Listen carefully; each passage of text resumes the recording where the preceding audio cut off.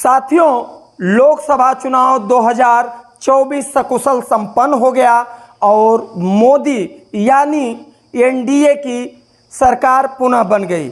यानी मोदी ने अपना शतक पूरा करते हुए तीसरी बार प्रधानमंत्री की शपथ ले ली। लेकिन जब से ये जो है एनडीए की सरकार बनी है, प्रधानमंत्री नरेंद्र मोदी ने शपथ लिया है, तमाम तरह से इंडिया गठबंधन के लोग और अनाप शराब तरह तरह के बयानबाजी कर रहे हैं, लोगों में गलत संदेश फैला रहे हैं। आज क्या फैला रहे हैं उसके बारे में हम चर्चा करेंगे। और जिस प्रकार से पहले विपक्ष के लोग जो हैं कि ईवीएम पर ठिकरा फोड़ते थे, आज वहीं कैसे मीडिया के ऊपर ठिकरा फोड़ रहे हैं और ये अपनी हार को नहीं पचा पा रहे हैं, उस पर चर्चा करेंगे। लेकिन उससे पहले नमस्कार, मैं हूं राजन ओझा और आप देख रहे हैं राज 24 न्यूज। साथियों, जिस प्रकार से एनडीए की सरकार बनी है, पूर्ण बहुमत की सरकार बनी है, और ख़ास तौर से देखा जाए तो जिस प्रकार से बीजेपी अकेले अपने दम पर 240 सीटें लाई हैं और उनके सहयोगी पार्टियों को मिला दिया जाए तो 293 सीट बना करके एक बार फिर से एनडीए ने सरकार बनाया है, यानी मोदी की सरकार बन चुकी है। लेकिन कैसे अब विपक्ष के लोग मुद्दा विहीन हो गए हैं और किस तरीके से इस चुनाव में देखने के लिए मिला है कि लोग किस हद तक गिर जा रहे हैं। लोगों कैसे बयानबाजी, एक प्रधानमंत्री की भी गरिमा होती है कि कैसे उनको भाषण देना चाहिए, लेकिन जिस प्रकार से इंडिया गठबंधन के लोग प्रधानमंत्री के ऊपर टूटे हुए थे, ये कतई शोभा नहीं दे रहा था। और ये सारा देश देख रहा था। ये जनादेश है, ये जनता का वोट है और जनता के वोट के द्वारा चुने हुए लोग ही आज सदन में पहुंचे हैं। तो सोचिए आज किस प्रकार से उसी जनता का ये इंडिया गठबंधन के लोग मजाक उड़ा रहे हैं, मखौल उड़ा रहे हैं। और ख़ास तौर से जो विकास की बात, देश हित की बात, सरकार का गठन हो गया है, मिल करके सभी लोगों को एक साथ काम करना चाहिए, उस मुद्दे से भटक करके इंडिया गठबंधन के लोग और ख़ास तौर से कांग्रेस के लोग जो हैं अपनी हार को पचा नहीं पा रहे हैं।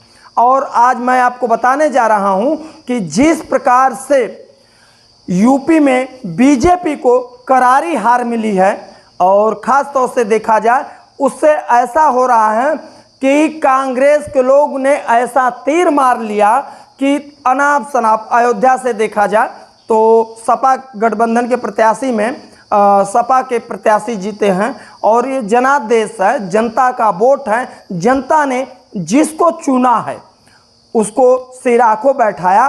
तो इसमें भाई कोई गलत बयानबाजी नहीं होनी चाहिए, लेकिन एक माहौल सोशल मीडिया पर क्रिएट किया जा रहा है कि एनडीए के लोग, भाजपा के लोग अयोध्यावासी को और जहां पर है वहां पर गाली दे रहे हैं। सोचिए ऐसा क्यों, गाली क्यों देंगे?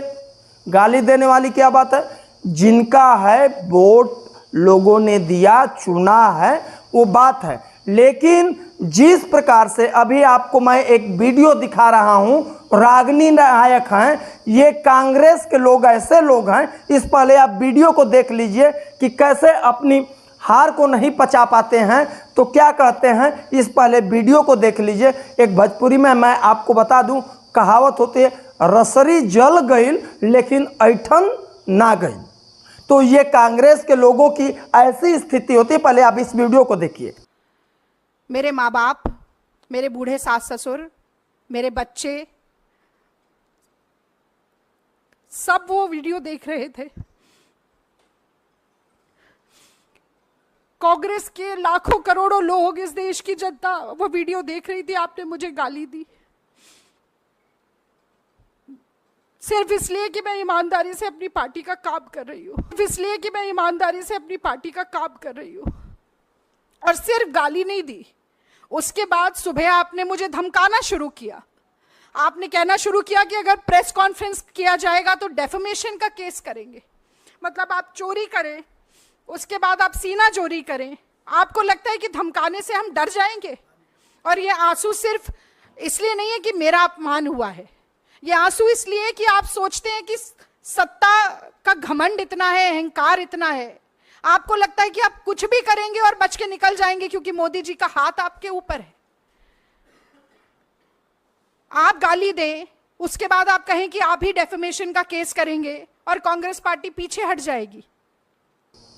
देखा आपने कि किस प्रकार से ये इंडिया टीवी के प्रमुख हैं रजत शर्मा। रजत शर्मा के ऊपर एक लांछन, एक कांग्रेस जो है प्रोपोगंडा चला रही है इस समय कि रजत शर्मा जो है इतने बड़े पत्रकार हैं और उन्होंने रागिनी नायक को गाली दिया है जिस प्रकार से, और रागिनी नायक जो हैं कैसे रो गा करके अपना जाल बुन रही हैं। और इस वीडियो को भी मैं आपको दिखाऊंगा और इंडिया टीवी पर ये वीडियो आज भी अवेलेबल है। और 4 जून की ये बात है, जिस प्रकार से चुनाव के परिणाम आ रहे थे उसमें कहीं पर देख लीजिए आप भी इस वीडियो को, पहले इस वीडियो को देख लीजिए। कोई कह रहा था कि केवल 2.25 लाख या 2.5 लाख वोट काउंट हुए हैं, तो मुझे लगता है थोड़ा और रुकना चाहिए। और जिस तरह से हंसी ठिठोली के साथ प्रधानमंत्री पद बट गया, भाजपा के प्रवक्ता कह रहे थे, शायद मंत्रिमंडल भी कर रहे होंगे, जरा जीत के लड्डू और हार का ठीकरा संभाल कर रखिए, थोड़ी देर में आदान प्रदान होने वाला है। मैं उत्तर प्रदेश के बारे में जरूर कहना चाहती हूँ कि उत्तर प्रदेश में अगर अयोध्या की सीट पर पीछे हैं, स्मृति ईरानी वाली अमेठी की सीट पर पीछे हैं, अरुण गोविल वाली मेरठ की सीट पर पीछे हैं, तो एक बड़ा संदेश मुझे लगता है देश की जनता ने दिया है कि सांप्रदायिकता, धार्मिक उन्माद, मंदिर मस्जिद, मछली मटन, मुल्ला घुसपैठिया, माफिया, मंगलसूत्र मुजरा वाली राजनीति देश में नहीं चलनी चाहिए। लेकिन रागिनी जी, मध्य प्रदेश में तो क्लीन स्वीप है। मुझे पूरा, आपने इतनी देर बात की, भाजपा के प्रवक्ता में स्टूडियो में बैठे, जरा मुझे 2 मिनट तो दे दीजिए। आज तो आप लोगों का दिन है, बोलिए। हाँ, तो मैं कह रही हूँ कि देखिए 45 साल में जो सबसे ज्यादा बेरोजगारी रही, 35 साल में सबसे ज्यादा महंगाई रही, 75 साल में सबसे ज्यादा रुपए में गिरावट रही, थाली थी तो खाना नहीं था, डिग्री थी तो नौकरी नहीं थी, सिलेंडर था तो गैस नहीं थी, शौचालय था तो पानी नहीं था, वाहन था तो पेट्रोल और डीजल भरवाने के लिए पैसे नहीं थे। ये हालात देश में हुए। 80 करोड़ लोगों को ये जो कहा गया तथाकथित रूप से अन्न पहुंचाया गया, राशन दिया गया, उसके बाद ग्लोबल हंगर इंडेक्स पे भारत का नंबर 111वें अंक पर पहुंच गया था। ये सच्चाई थी। इसीलिए कहीं ना कहीं ये बात स्वीकार नहीं होगी। मुझे रजत जी की एक बात से आपत्ति हुई, उन्होंने कहा कि कांग्रेस अगर डबल भी कर लेती है तो कोई बड़ी बात नहीं है। तो आज पूछना चाहिए, भाजपा के प्रवक्ता बैठे, कि ये 400 पार के नारे का क्या हुआ? 370 अपने आप पार कर लेंगे, उसका क्या हुआ? सारे एग्जिट पोल जो गलत साबित हुए, उसका क्या हुआ? और मीनाक्षी, आप भी देखिए, अगर आप एनडीए कह रही हैं तो कृपया इंडिया बोलिए, या तो आप एनडी अलायंस बोले, फिर आप इंडी अलायंस बोले तो मैं समझ सकती हूँ, पर ये दुभाती आज के दिन तो कम से कम मत करिए। अच्छा, चलिए एनडीए और फिर कह रही इंडी अलायंस, ये तो गलत बात है। और ये आपने ये जो भगवा और हरा कर दिया रागिनी, पहली बात तो देखिए, मैं नहीं आपसे ज्यादा बहस करना चाहता, लेकिन आप समझिए मैंने क्या कहा था, उसको मत मिसकोट करिए। मैंने कहा था कांग्रेस अगर 90 सीटें भी जीत ले तो उसकी जीत मानी जाएगी। नरेंद्र मोदी, ये दर्शक देख रहे हैं, आपने कहा था कोई बड़ी बात नहीं है, मैं सुन रही थी आधे घंटे से। चलिए रागिनी जी, हम किसी भी इस तरीके की बहस में नहीं जाते हैं। नहीं, ठीक है, केवल भाजपा प्रवक्ता से बात, और वो ना जीते तो वो उनकी हार मानी जाएगी। बिल्कुल बिल्कुल। देखा आपने कि किस प्रकार से रजत शर्मा जो हैं यही बात कह रहे हैं कि कांग्रेस जो है इस चुनाव में सबसे बड़ी पार्टी है और जहां जहां है वहां लड़ी है, लेकिन उसके जो वोट शेयर मिले हैं वो गठबंधन के ही थ्रू मिले हैं और जिस प्रकार से बड़ा है, लेकिन इसमें कहीं पर गाली देने वाली बात, उल्टा सीधा बात नहीं है। उन्होंने ये कहा है कि कांग्रेस का बढ़त हुआ है, लेकिन जिस प्रकार से ये कह रही हैं, सोचिए क्या बात है। ये अब मुद्दा विहीन, कांग्रेस के लोग अब मुद्दा विहीन हो गए हैं और जिस प्रकार से पहले जो है कि ईवीएम पर ठिकरा फोड़ रहे थे, अब पत्रकारों के ऊपर ठिकरा फोड़ना चालू कर दिए। भाई, मीडिया का धर्म है जो है, जिसकी आपको भी बात को दिखाता है, सबकी बात को भी दिखाता है। और रही बात प्रधानमंत्री नरेंद्र मोदी की, तो ये कटु सत्य है कि प्रधानमंत्री नरेंद्र मोदी का आज भी जलवा उसी तरह से कायम है। और जिस प्रकार से, सोचिए, एक बात मैं आपको बता दे रहा हूँ, मेरी बात आपको खराब लगेगा, लेकिन सोचिए कि जिस प्रकार से, ठीक है, ये बात लोग कहते हैं 400 पार 400 पार, 400 पार, 400 पार कोई गाली तो है नहीं, लेकिन आप ये सोचिए कि जिस प्रकार से 400 पार है चाइना, लेकिन अकेले अपने दम पर 240 भी बीजेपी लाती है। सारे इंडिया गठबंधन के लोग जो हैं, सभी लोगों को जोड़ दिया जाए तो 230-33 होता है। मात्र 99 सीट पर कांग्रेस सिमट जाती है। अब ये बताइए, ये गठबंधन के लोग, उसके सहयोगी लोग हैं 240-293, यानी आप ये समझ लीजिए कि मोटा मोटी यानी 53 सीट टोटल जो है, 53 सीट एनडीए गठबंधन जो है अपने पाले में लाती है, जिसमें से चंद्रबाबू नायडू की जो है टीडीपी वो 16 लाती है और नीतीश कुमार की 12 लाती है। एक बात ये भी सत्य है कि जिस प्रकार से देखा जाए कि पूरे देश का एक एनडीए गठबंधन को जनादेश जनता ने दिया है, तो कहीं न कहीं मोदी फैक्टर आज भी कायम था, और उसी के वजह से जो है, अब देख लीजिए नीतीश कुमार की पार्टी जो है बिहार में 12 लाती है, टीडीपी जो है चंद्रबाबू नायडू की जो पार्टी है वो 16 लाती है। मध्य प्रदेश में देखिए तो जिस प्रकार से कांग्रेस का खाता नहीं खुल पाता है, छत्तीसगढ़ में मात्र 1 सीट लाती है, गुजरात में 1 सीट लाती है, दिल्ली में खाता नहीं खुलता है, हिमाचल में खाता नहीं खुलता है, उत्तराखंड में खाता नहीं खुलता है,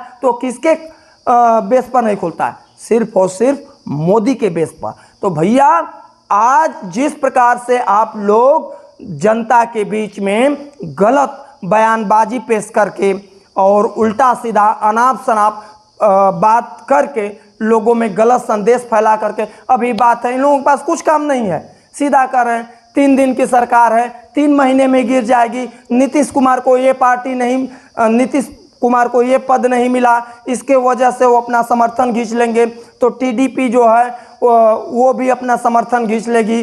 तो इस तरह से, हालांकि अंदर कुछ भी बात नहीं, कल उनके भी लोग जो हैं आकर के मीडिया के सामने खंडन मजबूरी में करना पड़ रहा है। तो ये सोचिए कि ये लोग विकास नहीं करने वाले हैं, ये लोग विकास के रोड़े हैं, बाधक हैं। और जिस प्रकार से सरकार ने काम किया है ना, वो हकीकत में काम किया है। आप फील्ड में जाकर के देख लीजिए। मैं तो यूपी के गाजीपुर ज़िले से हूँ, और गाजीपुर में कितना विकास इस सरकार ने किया है और पहले के सरकारों में क्या हुआ, तो ये सब चीज़ें हैं। और इन लोग जो हैं, अब कुछ नहीं रह गया, तो विकास तो करना नहीं है। जिस प्रकार से खट किए जनता को, एक कहावत है भोजपुरी में भैया कि बहेलिया आएगा, जाल फैलाएगा और चारा डालेगा, यानी चारा डालेगा, जाल फैलाएगा, बहेलिया आएगा और उसमें फंसियो मत। लेकिन लालच में वो 8500 खट ये सब चीज़ें हैं। सोचिए अब क्या कहा जाए, ये सब तमाम विषय था। लेकिन जिस प्रकार से ये नेता लोग होते हैं, नेता लोगों का कोई वजूद नहीं होता है और कब किसको क्या बोलेंगे। लेकिन जिस प्रकार से मीडिया पर और रजत शर्मा पर खास तौर से रागिनी नायक ने ये बात कहा है, आप इस वीडियो में देखे भी होंगे कि कहीं पर दूर दूर तक इस तरह से नहीं है और ठिकरा सीधा फोड़ी है। तो आज इतना ही, और बाकी हम आपको और भी अपनी खबरों से रूबरू कराते रहेंगे। हमारी वीडियो आपको कैसी लगी जरूर कमेंट बॉक्स में सुझाव दीजिएगा। तब तक के लिए धन्यवाद, शुक्रिया।